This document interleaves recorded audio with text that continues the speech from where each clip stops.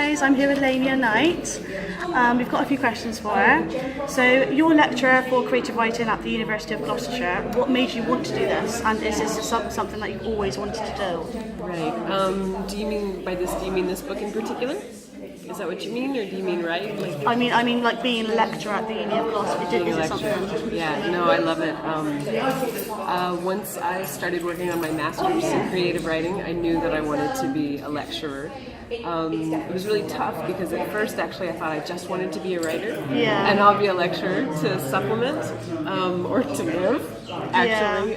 But once I started teaching, I realized I loved it and I was pretty good at it. And the way I knew I was good at it was because some of my students started going on to publish work of their own. That's pretty fantastic. Like whenever you help someone through that journey of beginning to write and then actually getting published, yeah, you can actually see them from start to finish. And exactly. Do you feel like they are your children? A little bit, yeah. And their stories definitely feel like my children. Yeah. I have a student back in the States who was a Marine veteran, and he took my creative writing class in Illinois, and then he went on to go for an MFA, which is a Master's in Fine Arts, and got his first publication. I think it's a couple of years ago now, but it was just amazing to see him write his very first piece and then go all the way through to publication. It was pretty incredible. Oh wow, I think that would be really good to sort of have that sort of feeling. Yeah. Just to see him from the very, very beginning to actually It is, because it's not just my work, it's not just my writing. Yeah. It's sort of like I have all these connections that go out into the world. You know, through these my babies. So what advice would you give to new writers? I've got to go to the cross, that's the only thing. I'll have a quick look, but I don't know what bus it is. The advice I would give to new writers is try everything. Okay, and part of that for me is really easy because I'm just a very curious person. But if you can, try everything, try all the genres, try to write at different times of day, different times of night, try to read different things. More advice would be to read as much as you can, read widely. When I was working on my book Remnant that's just come out, I actually read a lot of nonfiction. I read a little bit of fiction, but it wasn't because I didn't want to be influenced that I stopped reading so much fiction. It was more because I had this story that was coming out of me, and it was really hard for me to take in other people's stories. So what I was doing was reading nonfiction that was feeding into the work that I was trying to do, and reading poetry. So I would encourage you, don't think just because you're writing one thing you've got to read in that thing. Like read all sorts of things. You never know what you expose yourself to, how that's going to feed into what you're trying to create. Yeah, I get what you mean. So your new book, Remnant? Yes. Remnant. There you go, there it is. It's just been published, so what made you want to write about the American Midwest after the agricultural collapse? Was it because of your degree in botany and environment conservation? Yeah, I had been thinking about the environment for a long time.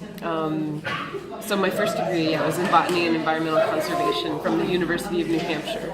And when I was at university, I got pregnant with my first child, and instead of going into the world of work, I decided to stay home and take care of him. And so there was a long time where I was sort of out of academia, out of kind of thinking about those things, just sort of living day-to-day life as a mom, as having a family, a young family.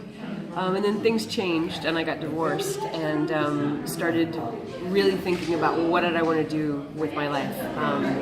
I needed to earn money, and I was really starting to yearn for more intellectual stimulation. And I remembered how much I had wanted to be a writer when I was young, and I remembered that I had wanted to be a writer when I first went to university, and that didn't work out so well. But so Remnant came about long after that. So I got my MA, got my PhD, got my first professional job, and I was driving an hour each way to work, and too much time to think, way too much time. Yeah. And I was really irritated actually, because the drive was this desolate drive full of cornfields and soybean fields, and off in the distance were these ethanol plants. And the more I did that drive, just the more depressed and angry I got about the landscape, about agriculture in general, about food. So one day I was listening to Michael Pollan, who's a famous food writer in the States. He had a book called The Botany of Desire, and I was listening to it on tape. And I got overtaken by a huge truck, a lorry, that was full of livestock. Piss and shit going down the side. I mean, it was disgusting, you know. And when you're behind one of those, you can smell it. It's terrible. So I was just like, this is great. You know, I'm in this desolate landscape. I wasn't happy in my job. I was, you know, really struggling with a lot of things. And this truck overtakes me, and I was like, what if that was full of humans? What would have happened in the world if that truck were full of humans, you know? And because I was listening to Michael Pollan's book, The Botany of Desire, I had plants and the relationship between plants and humans on my mind. So the book started there, and I just found this character, this young girl who I knew that she was a clone of a woman from our time. And it just went from there. So how long have you actually been writing this book then? Oh, 5 years. I'm a slow writer. It takes me a long time to write things. I do a lot of revising. I need feedback from people, and I revise in response to feedback. And when I was writing it, I moved across the world. I moved from the States to the UK. I got divorced. I got a new job, so it was really tough to like have that gap in the middle. And I was working with a small press, burlesque press in the States, so we had to have a lot of Skype conversations, but it slowed down the process of being able to work, you know, closer. So so it was about 5 years. It takes a long time. It takes a long time to write a long book. So is there another book in the pipeline, or are you just having a little break now? Actually, I'm working on another book. This one's going to be different. It's more based on my life experience of moving from the U.S. to the U.K. And one of the things I started doing since I moved here is writing poetry. So the new writing that I'm doing is a mix of sort of life writing and memoir, like little vignettes. Alongside little bits of poetry. So I'm only a few months in. I don't know. I don't know what it's going to end up being, but it feels kind of how I know I need to write a book. Is like I feel like I have to write it, and I have that feeling about this book that I have to write it. So I'm really looking forward to this summer once lectures are done, and I'm going to have a little headspace for myself so that I can start to write and kind of sink into it. I think I've got maybe 40 pages written so far, which feels like I'm in enough that like After I kind just of a few months. I think I've been working on it maybe 6 or 7 months. So so and because it's little vignettes and little poems, like it's not like a linear narrative like I had to write before, like keep it going. This one is more, I can do it in little bits and pieces, which works more for kind of how my brain is working these days. So is there like a specific place that you prefer to write, or a specific time that you prefer to write, or coffee shops? Coffee shops? I love writing in coffee shops. That's one of my favorites. When the weather's nice, I love to be in the park. I have a picnic blanket. I sit on a picnic blanket and make myself a little thermos of tea, bring biscuits. So it's like a treat, you know.